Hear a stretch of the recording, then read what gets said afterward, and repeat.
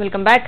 పశ్చిమ గోదావరి జిల్లా ఏలూరు ఐఏడీపీ హాల్లో కోరమండల్ స్వర్ణోత్సవాలు ఘనంగా జరిగాయి. ఈ సందర్భంగా ఆ సంస్థ చైర్మన్ రవిప్రసాద్ కొందరు రైతుల్ని సత్కరించారు. గ్రోమోర్ లక్కీ డిప్ ద్వారా గెలుపొందిన రైతులకు నానో కారు, 4 బైక్లు, సైకిళ్లు, క్యారియర్లు అందజేశారు. రసాయనిక ఎరువుల వాడకం తగ్గించి సేంద్రియ ఎరువుల వాడకం వల్ల గాలి, భూమి కాలుష్యాన్ని తగ్గించడమే కాకుండా మంచి దిగుబడులు సాధించవచ్చని రవిప్రసాద్ అన్నారు.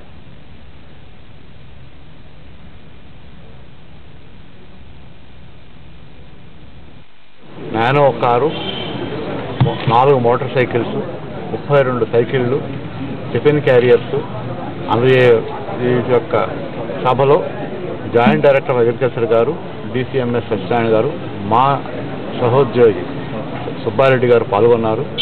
ఎట్టి విధమైన అనుమానాలు లేకపోతే డౌట్స్ లేకపోతే రికమెండేషన్స్ తీర్చుకొని తమ యొక్క పంటలను అత్యధికమైన రేటుకి అమ్ముకొని అభివృద్ధి బాటలో నడవాలని మా యొక్క ఆకాంక్ష.